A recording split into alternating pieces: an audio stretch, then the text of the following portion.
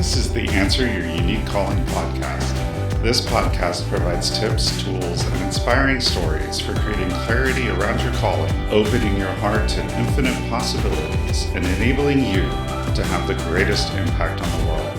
I'm Crosson-Hill, a certified spiritual life coach, meditation teacher, human design specialist, and founder of 𝗞𝗲𝗶𝗶. And most recently, I've joined the faculty at 𝗏𝗏 Academy Coach Training. It's my mission to teach and guide others in living a spiritually aligned life that answers their unique calling.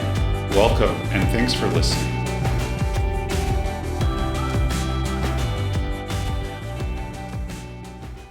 Hi, and thanks for listening. So on today's episode, I want to talk about a concept that I came across in reading a book recently. And I just kind of want to address some of the ideas that were encountered here because I've heard them repeated by people. And I don't think that they're really doing people any good. I don't think that it's really helping people.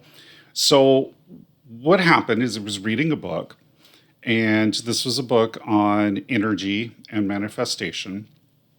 And the author started talking about emotions. And you might remember my last episode, I talked about emotional energy as calibrating energy, that we use it to calibrate our will as we channel our spiritual energy that we freely channel through us, as we channel it with intention and will towards a directed outcome, towards a particular target.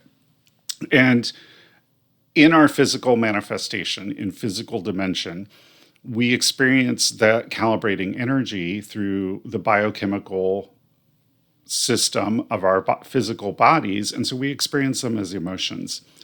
And what this book was talking about was it was doing something that I really don't like. And that is putting a bunch of emotions in a negative bucket and a bunch of emotions in a positive bucket. So the book was talking about how anger, and anger in particular was sort of the one that gave as an example, is a low vibe emotion. It's a bad emotion. And that we shouldn't express anger, we just need to release it. And I'm going to tell you what I disagreed with here, and then I'm going to tell you why it's important that we don't adopt this kind of mindset. So first of all, I think that not expressing our emotions, regardless of what they are, sets us up to be psychologically unhealthy. We experience these emotions, and we are capable of experiencing these emotions for a very good reason. I also don't believe that just because we express our anger, that somehow we're going to manifest something different than what we want, because in the moment we experienced anger or we expressed our anger. And so somehow that's going to cancel all of the other work we're doing, because how we're being while we're channeling that energy is far more important than how we're feeling.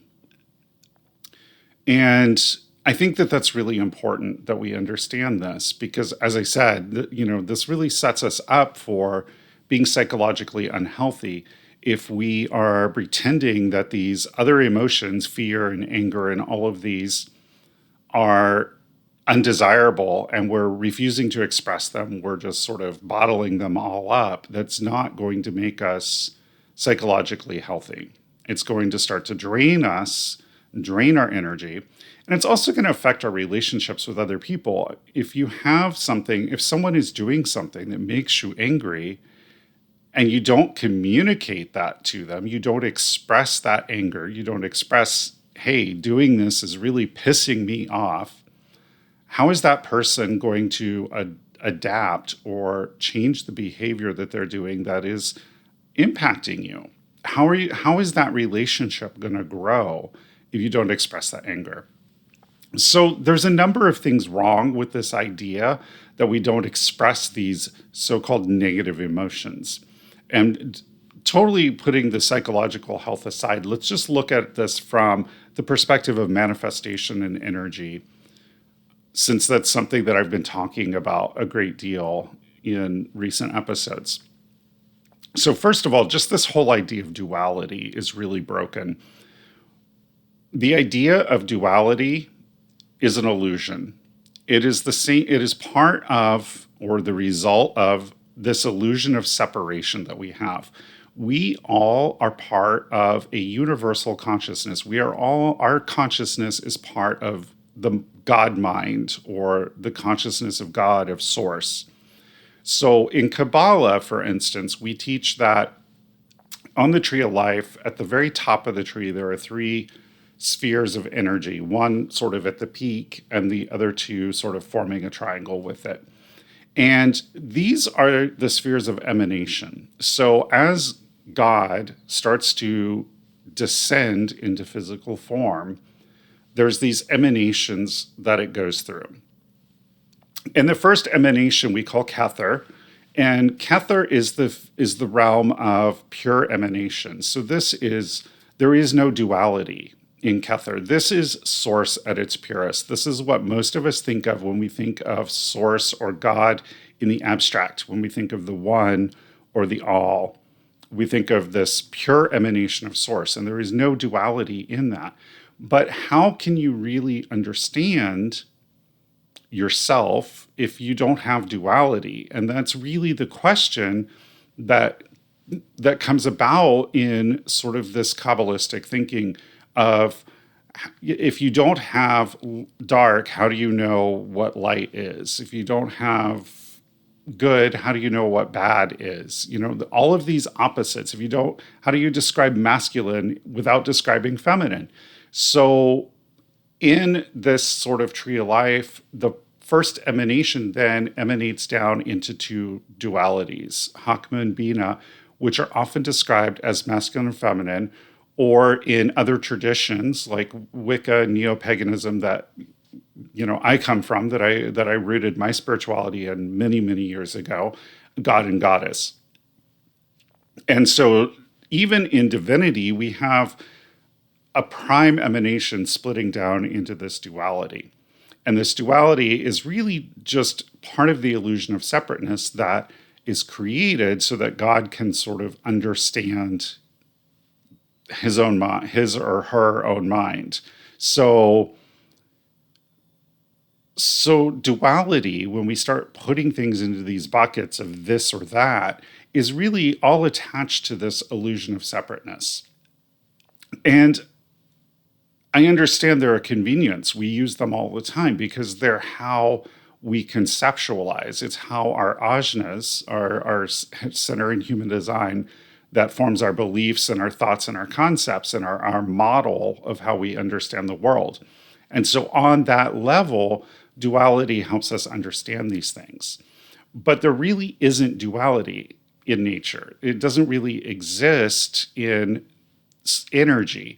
And so to say that as we're manifesting, we don't want to experience low vibe or bad energy because it's going to cause us to manifest something different is not understanding the nature of energy. So quantum mechanics teaches us that energy travels in waves.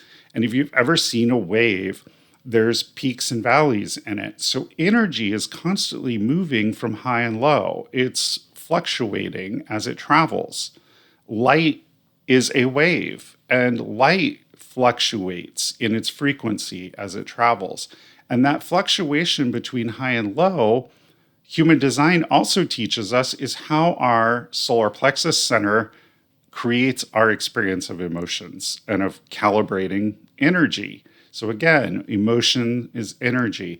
And our emotions, human design teaches us, come in a wave. We have an emotional wave, and those of us with emotional authority need to wait out our wave for the midpoint. So our emotions fluctuate just like any other energy between highs and lows, but they're not good or bad. And trying to say, don't express this emotion because it's bad and it's going to ruin your manifestation is just not understanding the fundamental nature of energy and not understanding that duality is largely an illusion of separateness. So moving even beyond that, so the nature of energy is this fluctuation.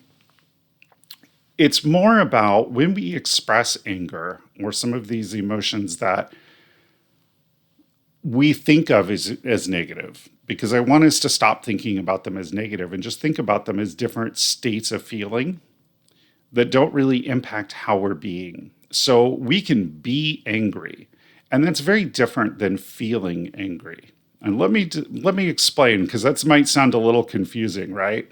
So let me just give you an example from my personal experience. So we have a neighbor who has been harassing my husband and I. Whenever we're in our yard, he yells obscenities and he's particularly targeting my husband, Neil, and just like calls him all kinds of names and is just pretty much a jerk, right? And it pisses me off. I'm very angry about it when it happens, because this just, Neil did absolutely nothing to him. It's totally unprovoked. It's his own internalized issues that he somehow is projecting onto Neil and causing these problems. But in the moment, I feel angry. But I'm not being angry. I'm not sitting in my house seething. I'm not constantly plotting revenge against him. I've taken a very unemotionally attached approach to it. I've hired an attorney, and we're gonna deal with it through the legal system and get it resolved. But one way that so I feel angry, but I could be angry. I could become an angry person. I could allow that anger to seethe and keep bringing my attention to it and focusing on it, so that even when I'm not feeling angry, I return to that feeling of anger. And in that case, then I'm beginning to become angry. And when I'm being angry, then it's going to start to affect the energy that I'm putting out and the way I'm calibrating my spiritual energy that I'm channeling towards my manifestations. But to feel angry and to express that anger in the moment, there's nothing wrong with that. And there's nothing that's going to impact or negatively affect my ability to manifest the things that I desire in my life, because I'm still being from my core of who I am and being. I'm not wallowing in my anger and being angry. There are people who are angry people, and they are being angry. They have focused their attention on the things that make them angry, and they continue to come back and revisit that anger constantly, so that it becomes a state of being for them. And that's very different than feeling angry. If we have something that makes us angry in the moment, we should feel it, and then we should move on. We should resolve the anger and move on. And the best way to resolve the anger, contrary to this book that I mentioned at the beginning of the episode, is to express it, is to tell the person that wronged you that you're angry, or to hire an attorney and do something about the anger, resolve it, express it, get it out, and then move on from it, so that you don't spend the time being angry. And so this idea that we need to suppress certain emotions is just really, frankly, absurd.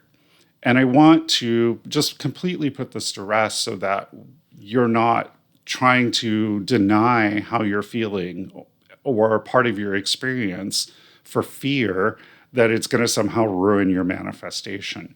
If you are being a loving person at your core, and you are focusing on manifesting for the greater good, if you're focused on the greatest good for everyone, yourself included, and you are not dwelling on these emotions, you're not being them, you're staying rooted in your state of being, but you're allowing yourself to feel. One moment of being angry is not going to suddenly create this cascading effect of different manifestation that no longer works. And here's the thing where this idea, I believe, comes from. I think people who struggle to manifest because they don't feel worthy to receive attach to this idea that these negative feelings are what's preventing them from manifesting. So it becomes attached to this idea of worthiness. And there's a lot of baggage that some people carry from their religious upbringing when they grow up. This idea that they're sinful and undeserving and unworthy of God's love. And if you're unworthy and undeserving of God's love, then you're unworthy and undeserving of manifesting the things that you desire. And so people use this idea that some feelings are negative and can't be expressed to justify the unworthiness. So it no longer becomes, I'm inherently worthy because I am God, goddess, source. I am part of the universal mind, and I'm inherently worthy to have what I desire and inherently worthy of abundance and prosperity and love. I've got to make myself worthy by purging all of these things like anger and fear and sadness, and in order to become worthy. And those are very different things, because when you're being in a high energy, when you are being and you are coming from this core of being in touch and connected to divine love and connected to that divine spiritual energy, you don't need to purge anger or any of these things or sadness in order to make yourself worthy, because you are already worthy. You are coming from a state of worthiness. And we all have this state of worthiness. And it's just a matter of, can we purge ourselves of the false beliefs and the ideas that say we're unworthy and that cause us to feel like we have to somehow prove that we're worthy by becoming these saintly people who never get angry and never are sad. And that is denying a huge part of human experience. And my friends, that's why we're here, is to experience all of those things, to learn from them, to learn how we can be more loving people, even when people are pissing us off. And so to deny those is to deny a huge part of what this physical experience is.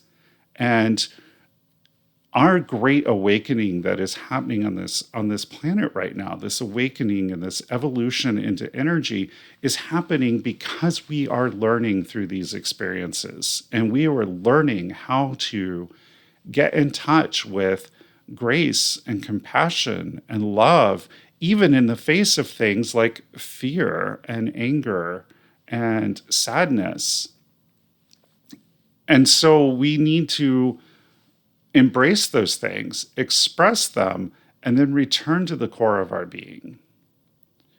And so I hope that this episode has sort of helped clear up for you if you've been feeling like, I'm never going to get what I really desire. I'm never going to be able to create it because I still get angry. Or if you've been sitting on things and maybe you've been putting up with a lot of bullshit from other people because they're pissing you off and you're not saying anything because you think it's going to blow your manifestation. So it's important that we communicate those things. That's part of having healthy boundaries as well, is that we say no to people, that we say, this is a boundary, don't cross this. No, I'm not going to put up with that. No, it's not okay to treat me like that. Those are normal things that we need to do, and they are healthy to do. And they don't impact our ability to still be coming from a place of compassion and love and connection to the divine.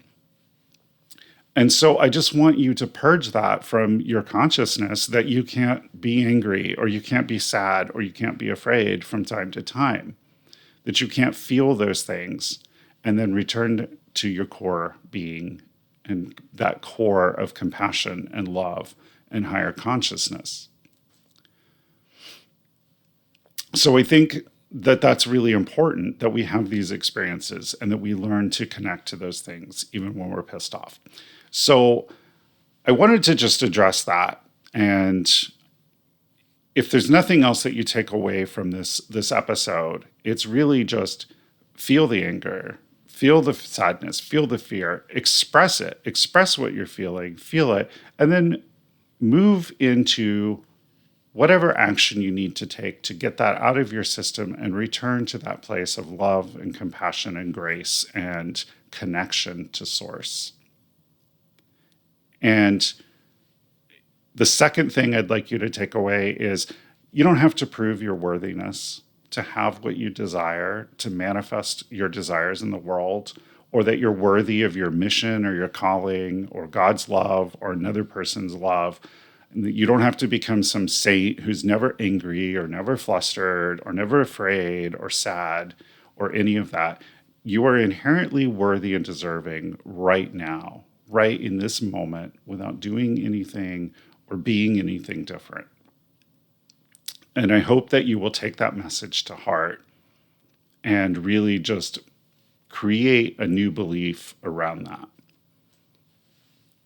So before I sign off of the episode, one more thing I just want to sort of share with you that's completely unrelated, but I want to share this, and that is my work with human design. And what I want to share about that is I think that human design is so important because in my personal experience, one of the things that human design really did for me is some of the things that I had thought were flaws or critical defects that I was constantly trying to figure out how I can change or correct. Actually, human design showed me were really powerful strengths inherent in my design. And once I stopped fighting them, it really unlocked a lot of new abilities for me and a lot of talents that I didn't know I had. And it really helped validate for me the way that I am and who I am, and really helped me connect to who I authentically am. And I think that for me, it was such a beautiful gift that I want more and more people to have it. So I've mentioned before on my social media and on this podcast that I offer human design consultations, and I have a couple different tiers. I have a foundation version for people brand new to human design who are just sort of starting to wade into the waters of human design. And then I have hour-long sessions for people who want to go more deeply and explore their life purpose or figure out how to use human design to maximize their business or whatever. And recently, I feel so passionately that I want everyone who wants to really be able to benefit from human design. And so I've recently started to offer a limited number of sliding scale human design consultations. And so I want to make human design available to anyone, regardless of how much they can afford, within reasons, obviously. So I have sort of a minimum set price on the sliding scale, and then you can pay whatever amount you want from either, the bare minimum or up to the full price. And so I've created and made available a limited number of those in order to allow more people to have access to these human design services that I offer. So you can find this on my website under the services. Go to the human design page. You'll find all my human design services there, and you'll see the full price. When you go to book, you'll see the full price, and then you'll also see the sliding scale option. Just select the sliding scale option if you need it. If you don't need it, please don't use it because there are a limited number of them. And, let's really try to agree to make those available to the people who need them and not just take advantage of them if we don't need those. So you can find this on my website, www.𝗞𝗏𝗍𝗏.com. That's www.𝗞𝗏𝗏𝗏.com. And you can also visit my Instagram, which is 𝗞𝗏𝗏𝗏, and my Facebook page, 𝗞𝗏𝗏𝗏.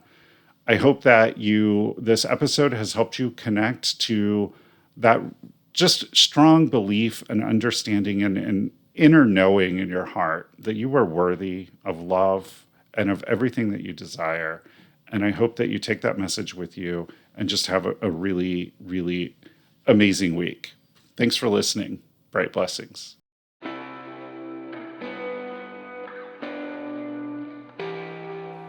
Are you a soulpreneur? You've answered your unique calling by starting a spirituality-based business.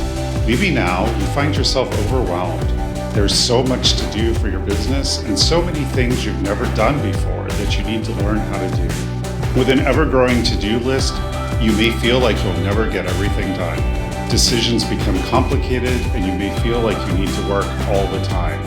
Even worse, our old friend imposter syndrome hooks his head up. You struggle with your pricing, and every business coach on the planet wants to sell you a marketing system. I've been there. It's why I've created my Soulpreneur Energetic Success Program. This coaching program helps you use your human design, storytelling, ritual, and transformational coaching to build your soulpreneur business. Discover how to make the best decisions for you, how to find the most aligned action to take, overcome imposter syndrome, confidently charge what your services are worth, and move forward with ease and grace. Visit my website, www.𝗞𝗲𝗶_𝗧_𝗶_𝗀.com, to schedule a free intro call.